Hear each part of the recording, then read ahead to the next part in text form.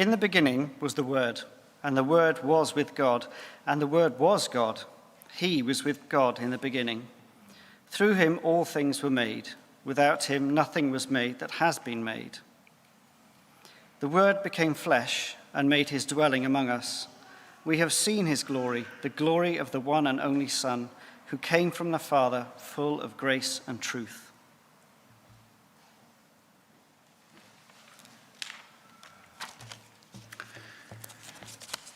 Who's coming to stay this Christmas? The Christmas movies are full of people coming to stay. It's the happy ending that we look forward to at the end of those timeless classic movies that we watch again and again, year after year. There's Home Alone, but of course by the end of the movie, he's not home alone anymore. The burglars have been kept out and the family rejoins him for Christmas. The Grinch Who Stole Christmas ends up staying for Christmas. It's a Wonderful Life, a great movie. Why is it a wonderful life? Well, because the father who is missing on Christmas Eve and who is desperate comes home, surrounded by family and friends, and sees how much he's loved. Even old Scrooge, selfish and grumpy, has his heart melted at Christmas and shares a big feast with the poor and the needy and a large quantity of Muppets. If you haven't seen any of those movies yet, well, you really don't need to bother now, because I've told you the ending of pretty much all of them, and I've saved you a lot of time that could be spent in other ways, so I hope that's okay with you.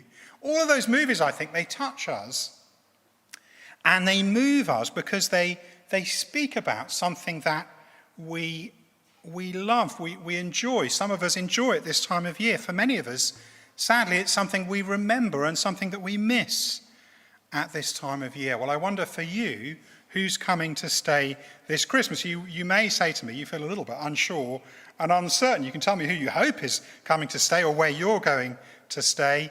Those of us with international travel plans have probably already had to make changes to those. And of course, we've got the sort of trauma of last year in the back of our minds kind of hanging over us. One journalist asked the Prime Minister straight, will I be seeing my in-laws this year? Or can you spare me that? Professor Chris Whitty advised us to prioritise what is important to us over Christmas. And my first thought as I was listening to him saying that was, wouldn't it be wonderful? Yes, I will prioritise. I will get to see all my relatives after all. Well, actually, if I'm honest, that was probably my second thought. My first thought might have been something to do with the new Spider-Man movie, but I won't mention that, and please don't mention that to my family and my relatives that we're going to be seeing. Who is coming to stay this Christmas? That longing for love and home and family is something we treasure all the more when we can't really take it for granted and when it feels a little uncertain. And our carols and our readings, I wonder if you notice that theme all the way through this evening. They point us to home, to family, to a family that is bigger than any family we find in this world. A family and a home that lasts, one that can't be taken away from us by government restrictions or by personal tragedy or by whatever might come. Christmas is it's all about the greatest visitor we could ever want. Coming actually not just to visit, but coming to stay at Christmas, coming to make us family, coming to make his home with us and our home with him. And it speaks to those deep longings that we are aware of, particularly at this time of year. It's all summed up in one very powerful and deep sentence in the Bible. It's not a straightforward sentence, but I think it's worth spending a few moments to unpack it. It does have words and ideas that may be more familiar to some than to others. They maybe, I guess, most of us wouldn't have fully thought through this sentence. So we're going to unpack it.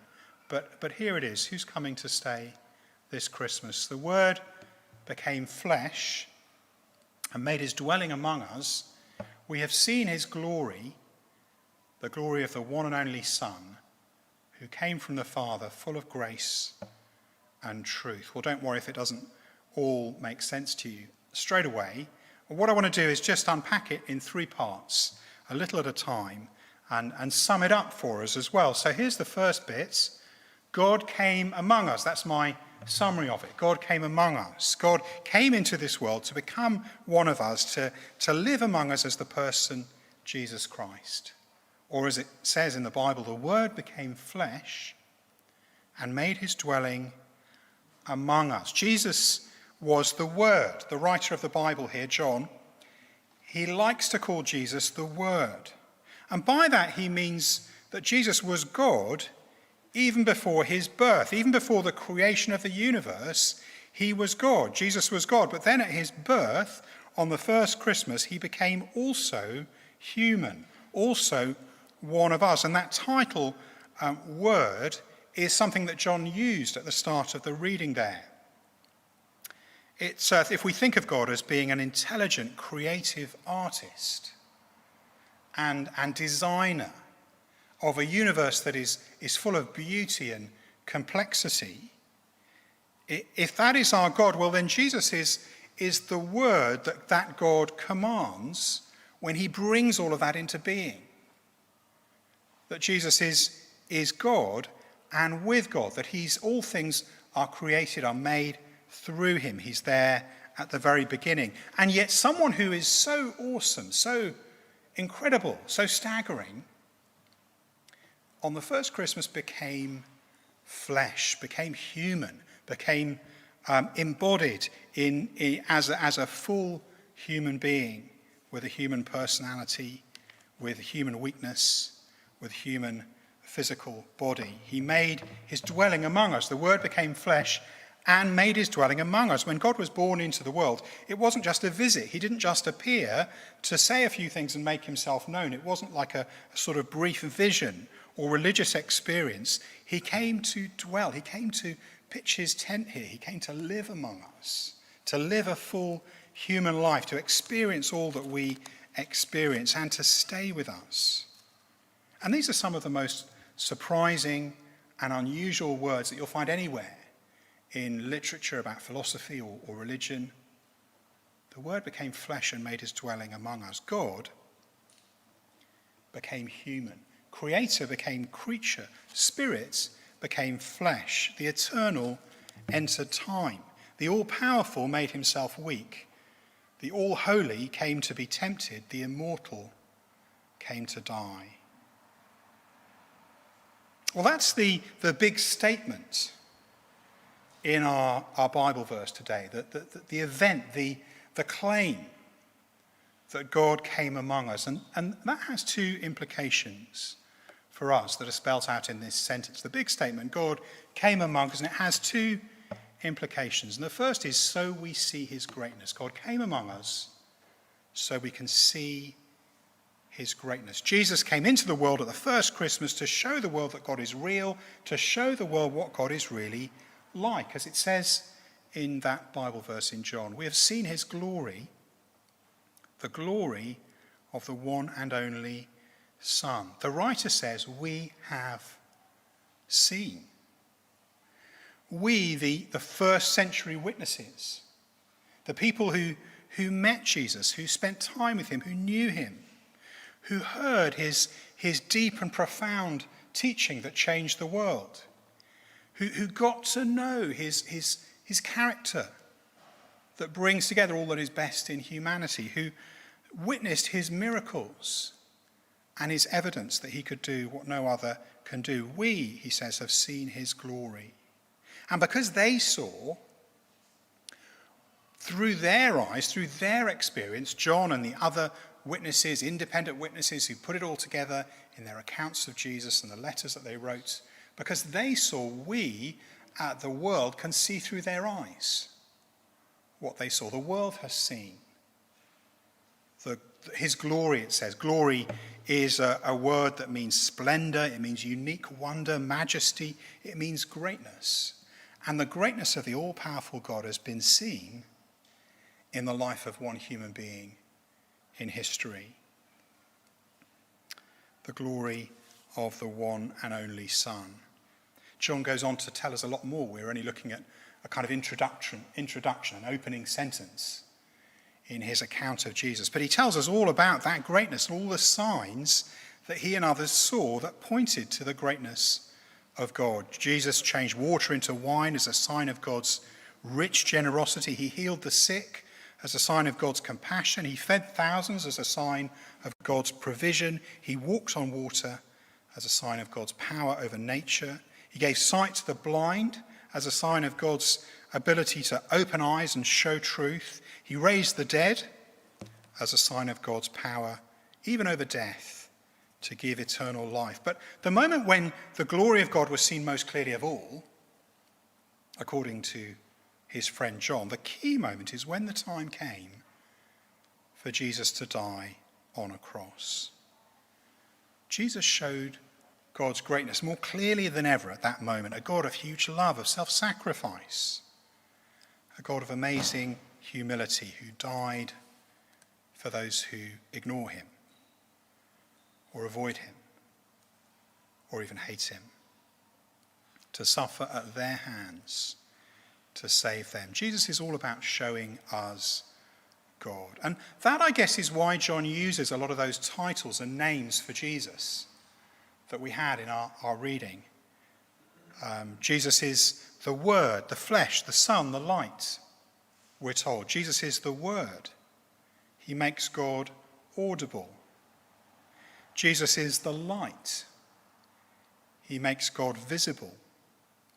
Jesus is made flesh. He makes God tangible. And Jesus is the Son. He makes God knowable. So let's take the opportunity that God has given us to know God.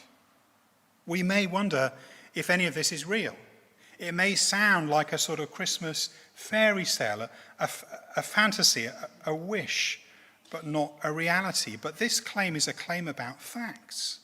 And you can look at facts, you can look at history, you can look at Jesus, and as you discover more about him, as you read his story in the Bible, you see more and more reason to believe and more evidence about God. But of course, it's more than evidence. This is God meeting us and showing himself to us so that we can come to know him personally. God came among us, so we see his greatness. And then there's a second implication for us, a second way that this makes a difference for us in that sentence from the Bible. God came among us, firstly, so we see his greatness, and then secondly, so we receive his goodness. So that by receiving Jesus, we can receive all the good things that God wants to give us. Becoming part of his family forever, being adopted, being included, being loved and forgiven. The one and only Son, this is how the writer puts it in the Bible, the one and only Son who came from the Father, full of grace and truth, the one and only Son. Some people say, well, all humanity, we're all children of God. But that's not really what Jesus' friends were saying. They were saying that there is something unique about Jesus. He's the one and only. He's always been the Son. God has been family even before the creation of the world, Father, Son, and Spirit. And that one unique Son, that only Son, has come into our world. And later on, John goes to explain that the reason he came to us from the Father was to take us to the Father. Pam was telling us her story about what it meant to her to know that God chooses to adopt us, that Jesus is his one and only Son, but he chooses to include others in that, to make us part of his family. That's why he came from the Father, to take us to the Father. He became what we are, so we can become what he is. He came to our situation so we can go to his situation. He joined our family, humanity, so that we can join his family, divinity. He came to share our lives so we might share his life. And he came full of grace and truth. Now, when our children were very little, they used to, at Christmas, just after Christmas, my extended family would all arrive all at once to visit us. And the children, when they were little, got very excited about that. And they said, when are they going to arrive? Is that today? How soon is that? And I thought, well, this is very sweet of them. I never knew they were that fond of my extended family. Sometimes they come at other times of the year and it doesn't look as if they're that excited to see them. But somehow today they're really excited to see them. And then, of course, my family arrive with a very full car packed full of Christmas presents. And they come in through the door with very full bags with wrapped presents. And suddenly it dawns on me, okay, this is why it's so exciting when they come at Christmas, because they come full of gifts. And Jesus came into this world full of gifts, full of generous gifts for humanity, full of grace. That's a word that means a gift, an undeserved gift, something that we haven't earned, something that doesn't belong to us, something that is just given to us freely. It is surprising that God would want to give us his love and his forgiveness, that he would want to give us eternal life. It is surprising because we're all people who disobey God, who reject God. The Bible uses that word sin a lot, and someone has summed it up as S-I-N, shove off God, I'm in charge, no to your rules, S-I-N. Or the word I in the middle, that's how we live, isn't it, with ourselves at the centre of the world. And yet Jesus didn't come to condemn and punish and challenge. He came full of grace, full of his undeserved generosity, and full of truth. We're not great at truth, are we? We lie to ourselves as human beings. We live in denial, and we make up whatever suits us, a kind of cover story to avoid being honest with ourselves and with God. But he comes full of truth. He straightens that out in our heads. He shows us what we're like. He allows us to admit all of that to him. And he gives us his love and his mercy. He adopts us and welcomes us as his own children, as his family. This is Jackie Turner. She's a 26-year-old, when this photo was taken, a 26-year-old student. She had grown up really without family. She'd been abused and neglected. She'd ended up in prison. When she came out, Christians helped her to get back on her feet. She came to believe. She became a grade A student at university. But she said, I've never felt the touch of my mum holding me. I don't know what it's like to look into my dad's eyes and feel love. And so she posted an online advert offering $8 an hour. And it read like this: looking to rent a mum and dad who can give me attention and make me feel like the light of their life just for a couple of days, because I really need it. Christmas was hard for her as her friends went off to their families. And she was flooded with responses, with letters not only from families offering to help, and of course none of them would take the $8 an hour, but not only from families, but also from other neglected children. And she found a family to be with herself each Christmas and at other times. Not only that, but families for 6 other students who wrote to her as well. God is offering us that and so much more. He's saying to people who have got it wrong and who are not deserving, he's saying, I've come to stay this Christmas. I've come to be a part of your life, of our lives. And that might sound like a strange idea to some of us, but it is surely an idea that is worth looking into and thinking through and finding out more about. I can't promise that your Christmas plans will go well. I really hope they do. I hope you have a happy Christmas. I hope you get to be with the people that you would like to be with. I'm certainly still hoping that. I can't guarantee it, though. But we can have the family that we most need.